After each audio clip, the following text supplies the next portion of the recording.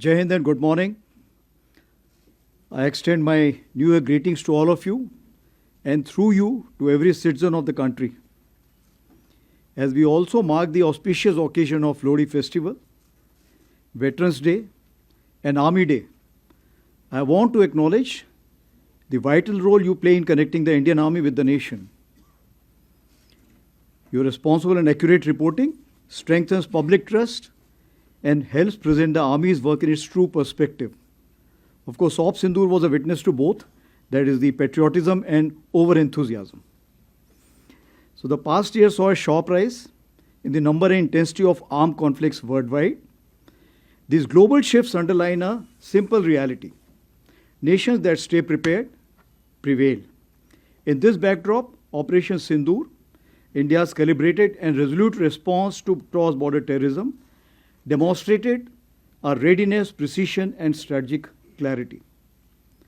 Through our various initiatives, as part of JAY, that is Jointness, Atmanirbharta and Innovation, clarion call given by Honorable Prime Minister in September 25, Year of Reforms, given by Honorable Raksha Mantri in January 2025, and Indian Army's own decade of transformation, we can be justifiably very satisfied with the progress made during the year 2025. Now let me take on one by one, especially with the security issues. Northern Front. The situation along the Northern Front remains stable, but needs constant vigil.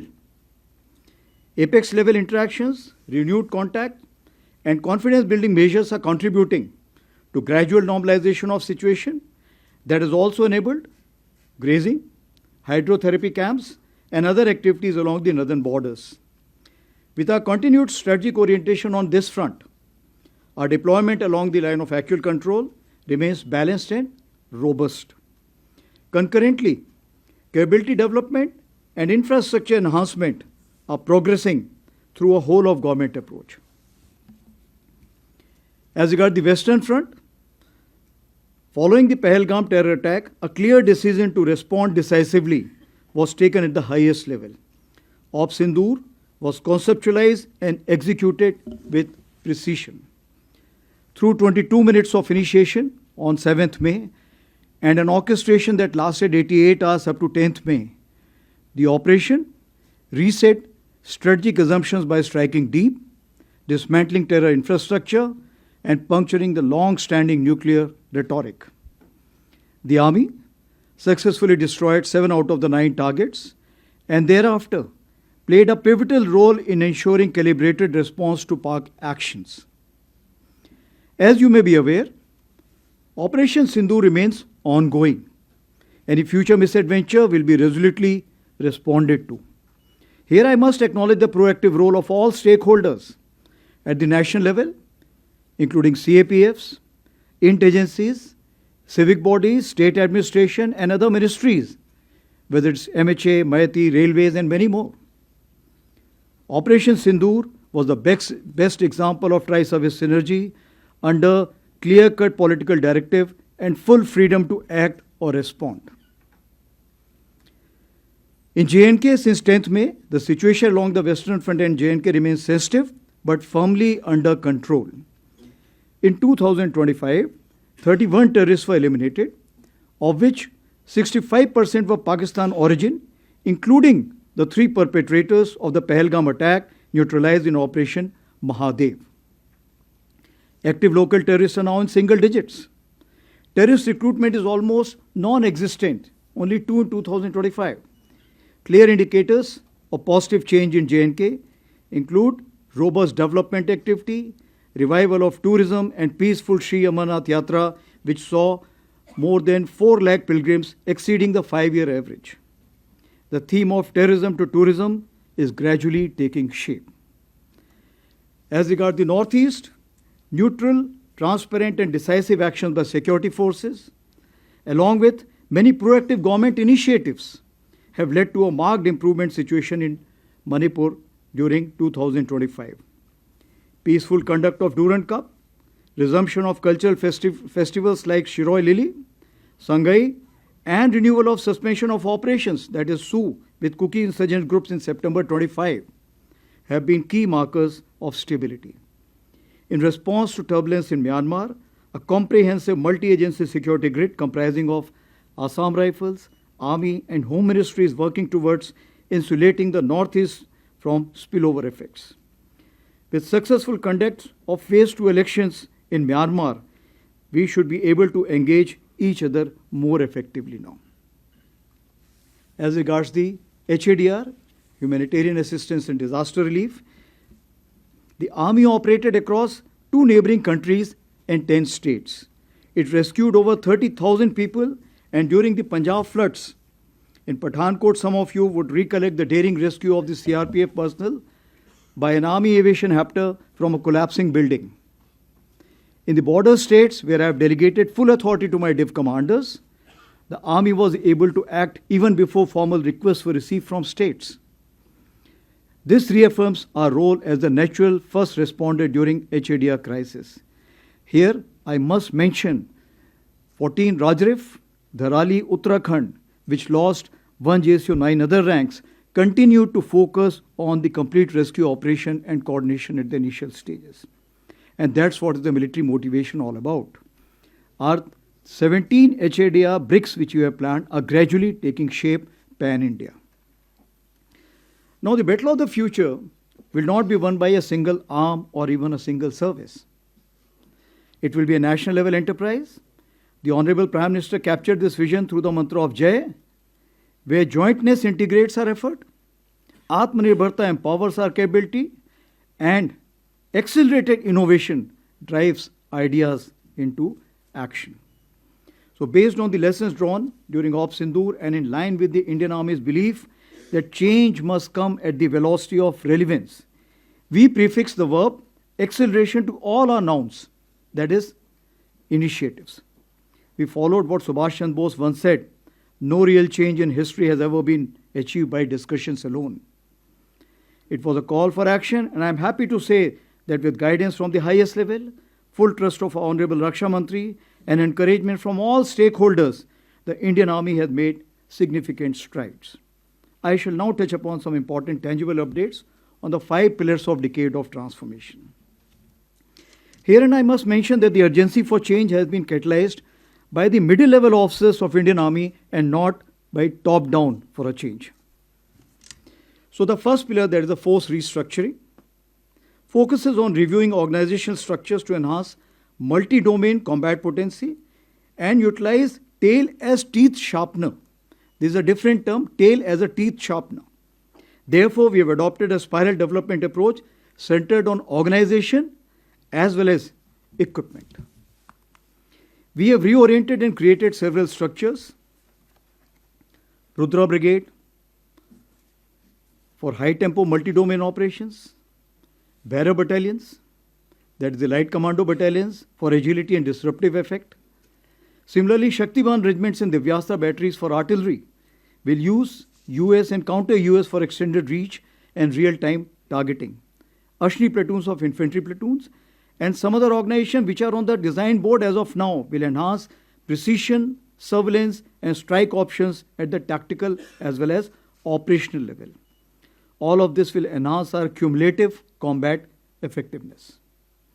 A large number of government sanctioned letters for organizational change have been approved over the past 14 to 15 months, numbering approximately 31, including that of the path-breaking IBGization of a corps and raising of an aviation brigades. The TA recruitment also, as you are aware, physically commenced after a gap of 5 years in year 2025.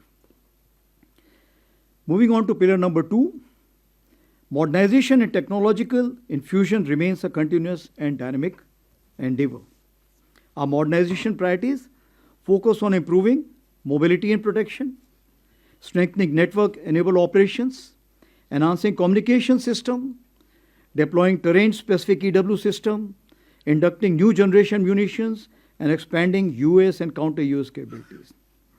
Our immediate focus is on innovative kitting of legacy equipment or the platforms.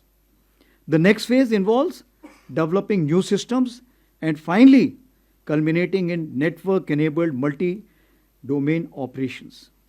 advanced CW system, BrahMos extended range, Pinaka ALGR system, Pralay missiles, QRSAM with extended range, Lotte munitions, drones, UCAVs are some game-changing equipment in the pipeline.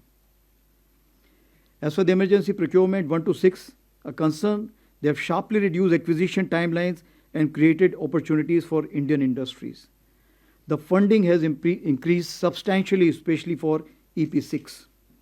For the first time, even the corps commanders have been empowered with emergency procurement powers. The modernization of logistics has included induction of logistic drones and robotic mules in large numbers. Now, this induction is not enough. This time in the central sector itself, approximately 10 tons have been ferried by these logistic drones. Our army-based workshop, which played a key role during Operation Sindoor, have been reoriented from being repair facilities to research and development come production-oriented hubs. Atmanirbharta in ammunition, we are proud to say that 159 out of 175 ammunition categories Indian Army holds have been fully indigenized, that is over 90%. Technology infusion. As my predecessor, General Manoj Pandey, had emphasized, technology infusion is central to addressing future security challenges. And based on that, the year of 24 and 25 were also declared as the year of technology absorption. We have aligned ourselves with all major national technology missions, including 6G and the National Quantum Mission. A dedicated quantum lab has been established in MCT Mau. In August 25, we launched the Agni Shodh initiative with IIT Madras to harmonize research and development pathways tailored to our operational needs. AI incubation cell is working well at Bangalore in Bell premises. We have introduced India's first sovereign agentic AI in box, a major step towards national vision of self-reliant, battlefield-ready AI. In November 25, under the MOD initiative of Aditi, Raksha Mantri ji launched Indian Army's next generation unified AI platform, Ekam AI, as a secure mission-grade AI as a service ecosystem. We will now upgrade fine-tuned LLM to sovereign LLM for the same. That will remove all the biases which generally creep into the system. It will help us in effective integration of the battlefield surveillance system, ACCCS Shakti, as well as CIDSS. The secure Sambhav mobile phone has proven highly effective, including during Op Sindoor, and Phase 2 will enhance features is already underway. Now, continuing our drive towards a technology-enabled army, 2026 and 27 have been declared as the years of networking and data centricity. I say again, years of networking and data centricity. We understand that is in this age of acceleration, only one focus may not be adequate for the year. So all my PSOs will concurrently focus on one activity related to their domain of expertise. For example, year of habitat and military nutrition, year of innovation, touching lives, and of course, modern infra introduction. Moving ahead to the third pillar, that is system, process, and functions. We continue to refine organizational mechanisms to adopt best practices, improve efficiency, enhance outcomes, and gradually reorient manpower. Our war-fighting doctrines are being updated to fine-tune multi-domain operations. Basically, the ability to fully succeed in all four quadrants. As you understand, all four quadrants of warfare include from non-contact, non-kinetic to contact kinetic. We have refined our tactics, techniques, and procedures across all domains to operate effectively in the broadened battle space, which includes air littorals, cyber, cognitive, EM spectrum, and space. As highlighted last year, we initiated the study on delayering of headquarters to achieve faster decision making. This study is nearly finalized, and near simultaneously, its implementation is also commenced. Last 2 year efforts on technology absorption has proved way for accelerated automation, thus introducing automated delegated decision making and facilitate the skip echelon mechanism. Under the Honorable Raksha Mantri's year of reforms, the DPM has already been revised and the DAP and PDS are advanced stage of revision. As for the fourth pillar is concerned, that is human resource, it remains the Indian Army's greatest strength, and our vision is of human amplification where technology enhances the soldier.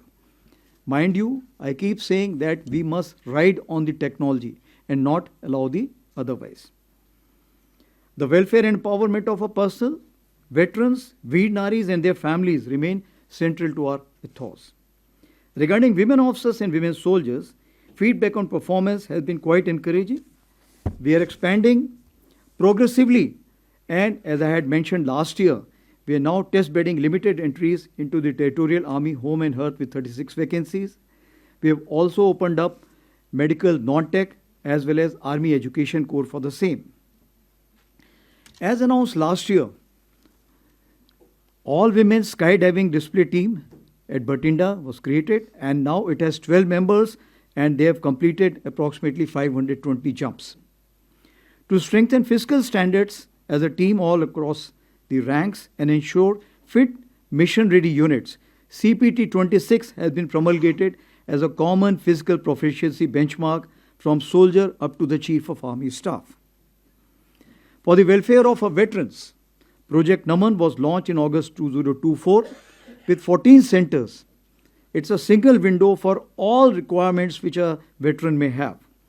It has from 50 it has expanded to 100, and the 100th one will be inaugurated while at Jaipur by the Raksha Mantri ji during the occasion of the Army Day Parade. It's a great example of whole of nation approach, partnership with Sparsh, Maiti and private banks, HDFC Bank, Axis Bank. I would also like to thank the 9 banks who have supported our initiative of providing rupees 1 crore accident insurance to our soldiers and veterans, of course, with various preconditions. As regards veterans, all army commanders have personally reached out to all the governors and the chief ministers of various states for the convergence on veterans' welfare and their role in nation building. Veteran Achiever Awards has got a traction where we are already going to achieve 150 at the time of Army Day Parade.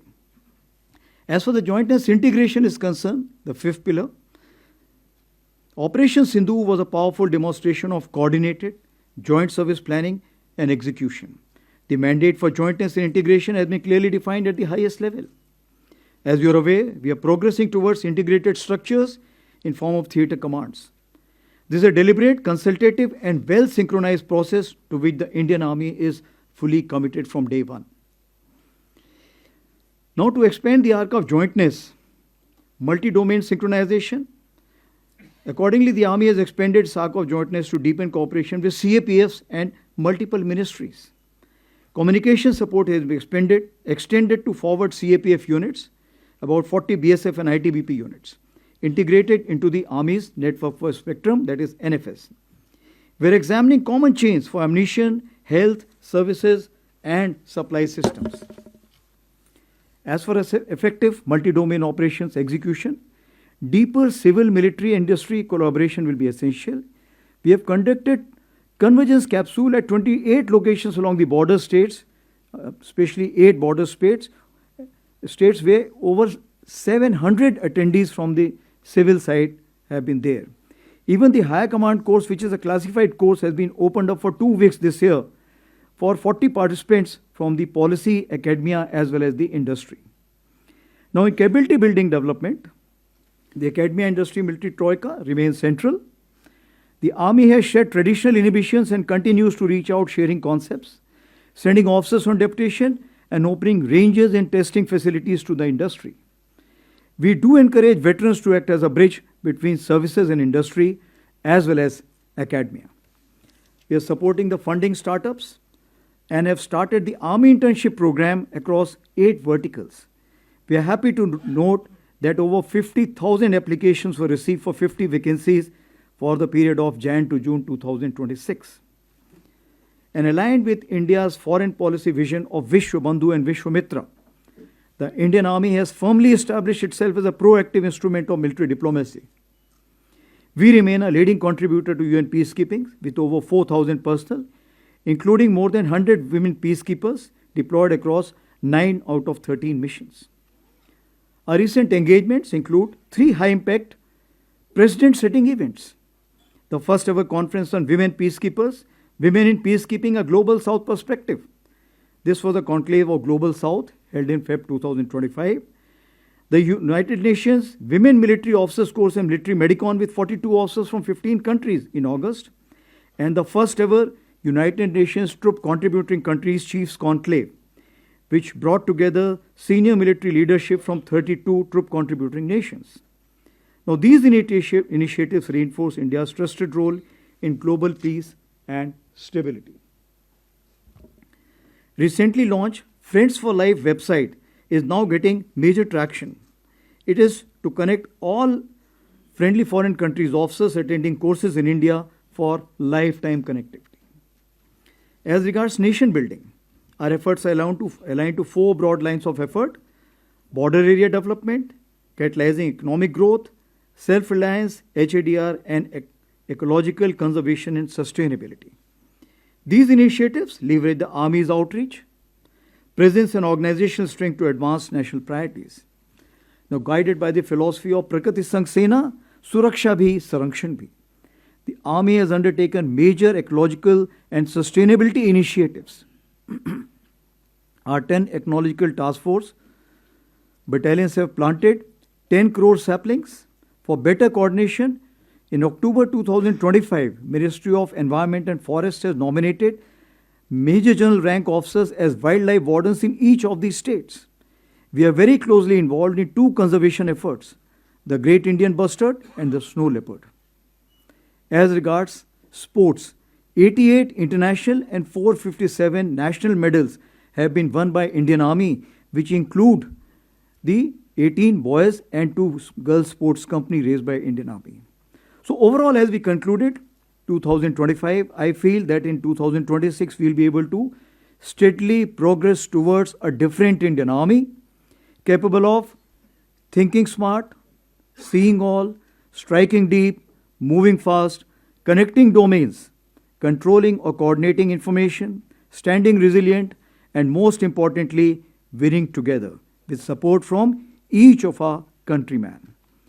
मैं देशवासियों को आश्वस्त करना चाहता हूं कि भारतीय सेना हर परिस्थिति में सक्षम, सजग और संकल्पबद्ध है, जो हर चुनौती का सामना पूर्ण तैयारी, अनुशासन और आत्मविश्वास के साथ करने के लिए सदैव तत्पर है. राष्ट्र की सुरक्षा हमारी सर्वोच्च प्राथमिकता है. Thank you and Jai Hind. Now I'm open to questions, please.